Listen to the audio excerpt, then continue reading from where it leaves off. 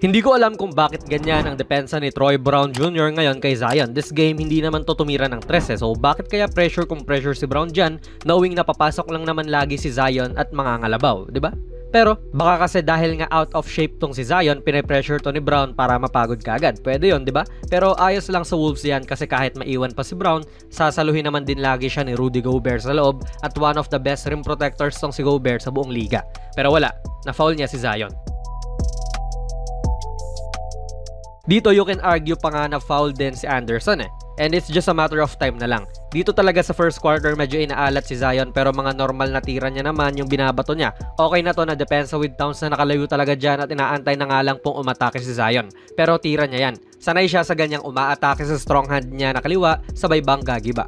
And this is just plain bad defense. Andyan ka na Nakasabit na sa balikat ni Zion tong braso mo at ganyan lang ang ginagawang box out ni Naz Reid.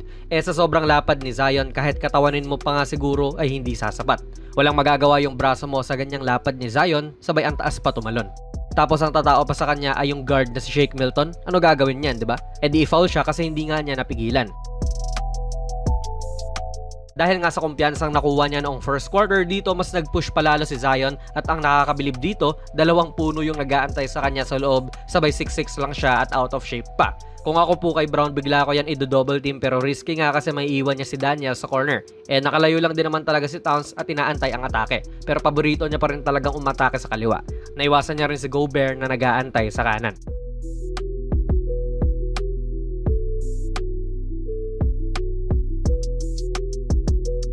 Kita nyo ba mga idol yung discarding ginawa ng Pelicans? Si Katokayo ay screen lang ng screen hanggang makalapit si Zion sa loob at ganun pa rin talaga. Inatake niya yung chest nito ni Towns at madalas na ipapasok niya talaga to. Hirap na rin tong Wolves kasi tama naman ang ginagawa nila. Nilalayuan si Zion sa ibabaw para antayin siya sa loob. Ganun naman din talaga ang best na depensa para sa kanya. Pero it seems like yung espasyo na ito ay nagiging runway pa para sa kanya upang mas maatake niya effectively itong si Towns. Ang ganda ng help defense si Gobert kaso wala, hindi niya natapal, na foul pa niya.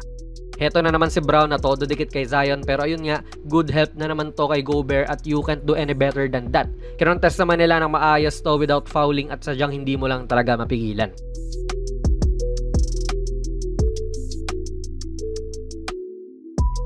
So ano ang gagawin mo kapag hindi mo na mapigilan? Ifa-foul mo na lang talaga. Maaaning ka na lang din talaga. Same moves lang yung pinapakita niya sa'yo. Isa-size up ka pero aatake lang din naman parate. Sabay power move or spin move lang pakaliwa and kahit andyan ka, wala.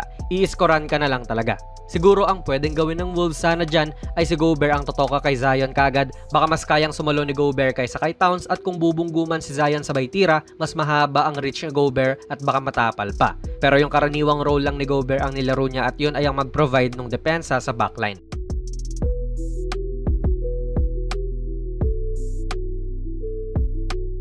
Yung ipinakita ni Zion mga idol ay hindi naman na bago. Kung sinusundan nyo yung karera nito, ganyan naman na talaga ang laro niya. Sa loob talaga at bangga kung bangga.